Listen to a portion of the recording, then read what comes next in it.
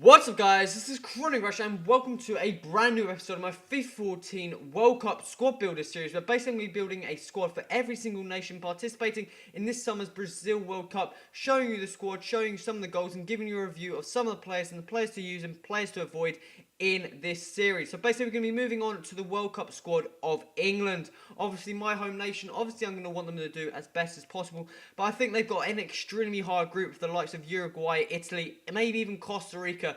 Could be a challenge, but we got a good team indeed, and we could possibly get out. If we get out, we've got a good shot indeed. Got some very good players in the team, and it should be quite an exciting World Cup. So let's go straight into the World Cup squad for England, and we're going to start off with the formation. We decided to go for the 4-4-1-1 formation, and the main reason was because of one man in the team. But we're going to start off with the goalkeeper here, and we'll go for this player here, Joe Hart. Obviously England's number one. You know, he sometimes makes some mistakes, but he's been a fantastic keeper, 83 rated keeper with the glove chemistry on. Hopefully he'll do the job in goal. Moving out to the right back here, going to go for this player here, Kyle Walker, the speed demon, 79 rated right back, 92 pace. Absolutely fantastic player on this game, just to keep up with the wingers, and again, looks like a very good player indeed. He may be injured, so he may not be going to Brazil, but I'm not too sure, but he looks like a fantastic player in this team. Moving on to the two centre-backs, first we're going to have here is obviously Gary Cahill. Very solid, been solid for Chelsea at the back. Got a team of the season card as well if you want to upgrade this squad. I believe Joe Hart's got an inform card maybe off the top of my head, I'm not too sure.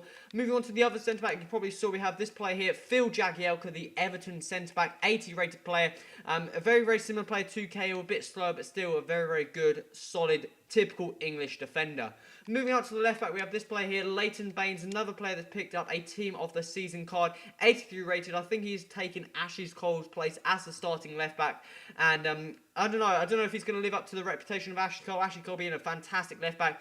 Hopefully Baines will just do just as good. Moving on to the midfield, we're going to move out to the right wing. I'm just going to go for this player here, Theo Walcott. I believe he's out injured. I'm not too sure if he actually has recovered fully yet. But he is probably one of the best right-sided players I could find in the England team. Obviously Sterling, but you'll find out later why he's not there. But 96 pace, absolute bombing down that wing, dead-eye chemistry style on, and hopefully he should be quite good out on that right wing position.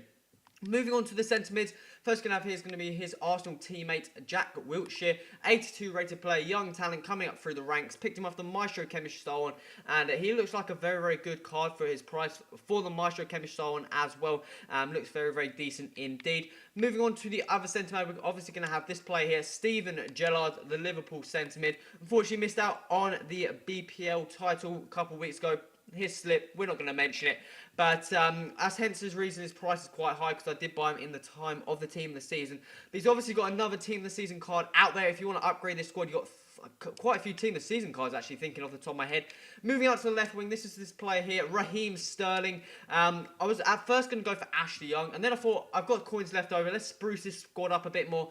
And I decided to go for the Liverpool player out on that left wing, inform card, and he actually was a very decent card indeed, 79 rated, 30 odd K. Again, another team of the season card player. I believe his team of the season card is actually as a right wing, maybe off the top of my head, or a centre forward. I'm not too sure about that one. Moving on to the centre forward though, we have this player here, Wayne Rooney, the main man of the team I was basing the formation around, and 87 rated player, so picked him in the centre forward. Again, another player of the team of the season card, and he's got some fantastic, incredible stats, and should hopefully be a fantastic player in that centre forward position. And moving on to the final player of the World Cup squad for England, the striker, we're going to have this player here, Danny Sturridge. Again, another player of the team of the season card. I think we've got at least 4-5 odd players has got team of the season cards, which is pretty ridiculous, because you're going to at least think this team is going to do well in Brazil, and hopefully it does. But obviously you've got more upgradable players in the team. You've got various inform cards, team of the season cards, you name it, you can upgrade this team everywhere basically. But guys, that is the squad builder part of this episode. Make sure you stay tuned to the goals and review, which is going to be coming up shortly. So guys, I'll speak to you in a bit.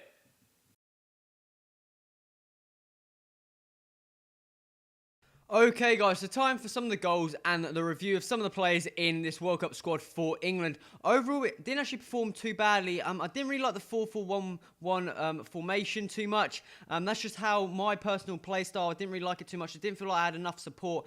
But we're going to start off with the defence and the goalkeeper. Joe Hart in goal. He's a very, very good goalkeeper. I found that in many, like when I come up against him, players are using him. I find him one of those keepers where just anything you do, some games, anything you do, you just can't get round him. The defence, again, was fairly solid. You had a decent amount of praise across the board. Obviously, Kyle Walker, he's a pacey motherfucker. You got two centre-backs, Jagielka and Cahill. They both have an okay, decent amount of pace. Leighton Baines as well. He did the job in the left-back position, was there.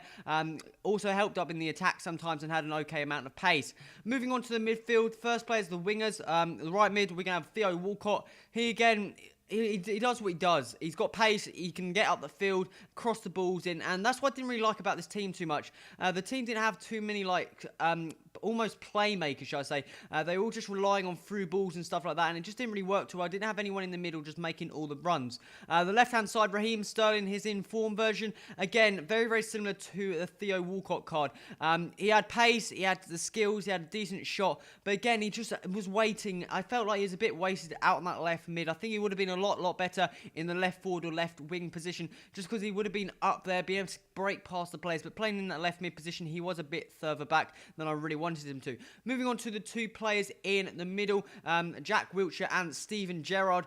Gerrard, he was probably the main man that was holding it down a bit. He did also get up the field a couple of times, and also did some of the defensive work, but he was playing the balls. I was expecting a lot more passing from him, like better passing through balls, but I didn't really see that too much. I mean, he had a decent shot as well. Wilshere, he was getting up a lot more. He was the one making the 1-2s with the striker and the centre forward, the main man of the team, Wayne Rooney. He does what he does. He's got decent pace, good skills, very, very good shot indeed. Basically, just get him on the boot, outside the box, that's going to go into a corner. And moving on to the final player of the team, the striker, Daniel Sturridge. I really enjoyed playing with this guy. He's a very, very good player. When you come up against him, they always seem to score goals with Sturridge. But he's just got the pace, he's got good finishing, good skills, okay strength and heading, and is one of those strikers that just is an all-round very, very good striker with a decent amount of pace and the right work rates. So overall, I think this team performed actually quite well. Formation probably let it down a bit, but I'll probably give it around 7 out of 10. It wasn't too bad of a team to play with, guys. But guys, that's my World Cup squad for England. If I missed any players you would have probably preferred to put in that squad, put that in the comments. Also remember to hit that like button. Also remember to subscribe. Stay tuned to this series and the upcoming episodes on my channel, guys. This has been Crush. Till next time, adios.